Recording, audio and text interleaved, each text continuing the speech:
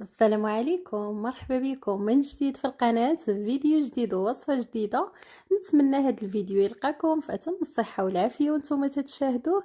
اليوم إن شاء الله الاقتراح ديالي غيكون غريبة، ماشي غريبة البهلة، وإنما غريبة حسن بزاف من البهلة، تتجي خفيفة في المذاق وفي الذوق، وكذلك ماشي بحال البهله ضروري غيخصكم اتاي ولا قهوه باش دوزوها. هذه دايزه غير بوحدها تذوب في الفم، وحتى مقاديرها اقتصاديين بواحد الكميه اللي كبيره وبمذاق مختلف. ضروري تجربوا الوصفه وتردوا عليا. وكل ما نحتاج في المقادير، عندي هنا نص ربعه ديال الزبده اللي هي 125 غرام بالضبط. اهم شيء في هذه المرحله تكون الزبده هكا بدرجه حراره المطبخ، ما تكونش في الثلاجه من قبل باش تجيكم سهله في الخدمه.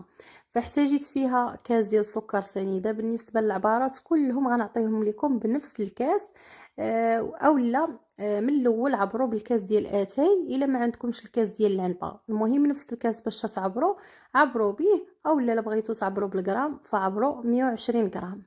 بالنسبه للزيت فهنا احتاجيت كاس ونص ديال الزيت. كيف شفتوا بنفس الكاس درت الكميه الاولى، غنزيد عليها الكميه الثانيه.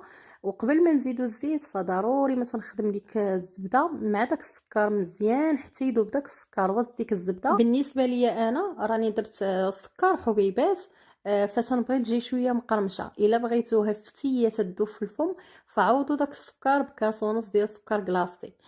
صافي هنا تنخدم داكشي كلشي مزيان مزيان حتى ندوب ديك الزبده وسط داك الزيت والسكر. عاد تنزيد الكوك. بالنسبه للكوك في هذه المرحله راه تقدروا تحمروا، انا درته هنا عادي تقريبا هكاك 100 غرام بعبار كاس ديال العنبه.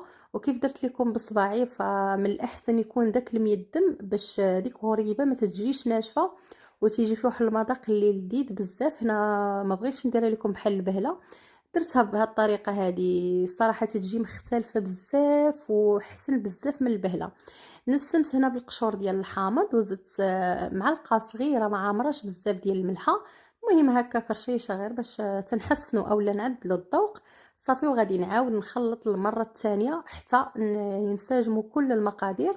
وعلى فكره تقدروا تعوضوا بهذاك الحامض، تعوضوا بالقشور ديال الليمون اولا بكيس ديال زهره البرتقال ولا حتى بالماء زهر. المهم تتنسموا باللي بغيتوا. وهاد النكهات اللي عطيتكم فهما اكثر نكهات تيتواتوا بزاف مع هاد الوصفه. وبالنسبه للطحين في الاول ديال المرحله درت 3 ديال الكيسان وكيس ديال الخميره ديال الحلوى اللي فيه 15 غرام وتنجمع. بالنسبه للطريقه ديال الجميع فراه جد مهم، ما تنجمعوا غير بالصباع. زدت الكاس الرابع والكاس الخامس. فانا هنا تنحاول بما امكن نعطيكم العبارات كلهم بالكاس وخصوصا الطحين باش ما تفوتوش فيها اكثر من القياس. وحتى الجميع شوفوا راه تنجمع غير بيد وحده ويد مخليها ناشفه وغير بالاطراف ديال الاصابع، ما خصناش ندلكوها العجينه. وبعدها زدت الكاس السادس، وهنا ما تنزيدوش دقه واحده، تنحاول نزيدو دفعات. وبالنسبه للكاس الاخر فما تلحقوش وتزيدوه، صافي تبقاو ديروا فيه شويه بشويه وانتم تدخلوا فيه حتى تشوفوا واش هاد الكميه غادي تهزوا لكم ولا لا. صافي انا هنا بقيت تندخل، رجع دخل كله صافي وخليت يد ناشفه وتنقصوا بها هكا العجينه. الا طلع لكم هكا صبعكم ناشف فصافي راه هذاك هو القوام ديال العجينه، ما غتحتاجوش مازال تزيدوا فيها. شوفوا معايا عن قرب كيفاش تكون. فراه ما تتكونش قاصحه وفي نفس الوقت ما تتخليوهاش تلصق في يديكم. المهم تتكون بهذا الشكل هذا. غير حاولوا تشدوا معايا المقادير مضبوطه كي عطيتها لكم بالكاس، وراه ان شاء الله غتجيكم مشققه ومفقعه. بالنسبه غنفندها انا هنايا في سكر كلاصي اللي غربلته من قبل. هنا راه ما تنحتاجوش كميه كبيره، راه غير شويه وفي نفس الوقت راه تيبقى على حسب الذوق. انا هنا درت في الاول غير كاس واحد ديال السكر، ما درتش كتر لاني تنفندها هكا في سكر كلاصي تجي في الحلاوه هي هذيك. الا ما بغيتوش تفندوها في سكر كلاصي فمن الاول ديروا كاس ونص ديال السكر باش يجيكم المذاق زوين، اولا كاس وربع. المهم هذا هو الجهد، وتحكموا في الحلاوه ديال الحلوى اللي بغيتو. بالنسبه هنا فاش نكورها انا تنديرهم حبات كبار، تحكموا في الحبات ديروا القياس اللي بغيتو اللي يعجبكم.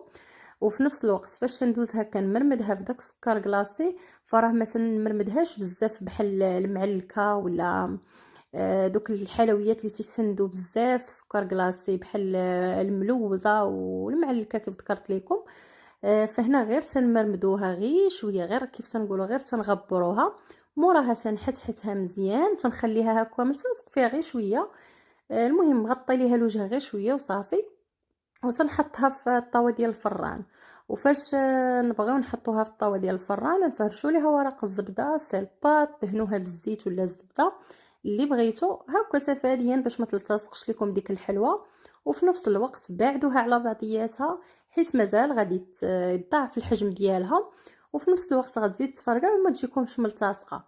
وتيكون هذا هو الشكل ديالها. شوفوا شحال مبعدهم والحجم قداش. وبالنسبه للطريقه ديال الطياب اللي تتبقى مهمه بزاف للنجاح وغريبه شنو السر ديالها هو التشقاق. الا ما كانش مشققه راه ما غريبه ما حتى شي حاجه، فتعتبر حلوى من الحلويات العاديه. بالنسبه للطريقه ديال الطياب ديالي انا، فراه تنشعل الفران من الفوق ومن التحت. في الوقيته فاش نكون تنكور فيها تنشعلو تنخليه يسخن. على ما كورتها وقاديتها هكاك في الطاوه ديال الفران صافي، موراها تنطفي لتحت وتنخلي غير الفوق بوحدو اللي شاعل صافي، وتندخلها للفوق وتنخليها ما تنحلو عليها ما حتى شي حاجه، وتنخليوها حتى تبدا تشقق هكا. الا كانت عندكم الفران فيه الدجاجه فراه تطلعوا عليها وغتشوفوها فاش تتشقق هكا وتعرفوها انها تشققات كامله صافي، عاد تنطفيو الفوق وتنعاودو نشعلو عليها في التحت وتنخليوها تحمر وتشد اللون اللي بغينا وصافي، تنخليوها في الفران حتى الذهب كامله اللون ديالها تيتوحد. ما تخليوهاش يعني تجهدوا الفران تخليوه مثلا الفوق والتحت شاعل، فراه غير تيتلهب وما تيجيش اللون موحد. وفي نفس الوقت حتى في الوسط ما تجيش طيبه داك الطياب اللي خاصها الطيب، وفي نفس الوقت ما تذوبش نهائيا في الفم. اما بالنسبه للطريقه ديال الطياب ديالها في الفران الغازي طريقه سهله. كذلك تنشعلوه حتى يسخن تماما، موراها تنقصوا ليه تنخليوه هكا شاعل بحال الشميعه. المهم على عافيه اللي تتكون مهيله مهيله بزاف. تندخلوا الطاوه ديال الفران تندخلوها في التحت وتنخليوها حتى تشقق وتشد داك اللوين واحد شويه وتبان لكم انها تشققات كلها صافي، عاد تنطلعوها للفوق. وفي نفس الوقت ما تنحطوهاش نيشان منها العافيه، تنديروها في ديك الطبقه اللي تتكون هكا فوق من هذيك اللي منها العافيه صافي، وتنخليوها حتى تحمر وتشد اللوين اللي بغينا هكا غير مذهب. ما تحمروهاش اكثر من القياس حيت مازال فاش تخرجوها في الفران فراه تيعاود يرجع عليها داك الصهد وتتعاود تاخذ داك اللون صافي، وراه تجي في لون زوين وموحد. تسناو عليها تتبرد عاد جمعوها في بواطه تكون محكمه الاغلاق، وراه تتبقى مده طويله ما تيوقع ليها حتى شي حاجه، ما تترطب ما حتى شي حاجه. تتجمع ما بين ديك الهشاشه والقرمشه في الداخل وعلى برا. المهم تذوب في الفم، راه الشكل ديالها الشاكر نفسها، فما نحتاجش نشكرها لكم. لو وصلتوا معايا لهاد المرحله في الفيديو ما تبخلوش عليا من تعليقاتكم تشجيعاتكم ولي لايك ديالكم اللي تزيدوا يحفزوني باش دائما نعطيكم الجديد. لكنتوا اول مره تشوفوا القناه مرحبا بكم والف مرحبا بكم. نتمنى تشاركوا الا كنتوا جداد وفعلوا زر الجرس باش دائما توصلوا بالجديد، ونتلاقاو في فيديو جديد ووصفه جديده ان كان في العمر بقيه. السلام عليكم، خليتكم على خير.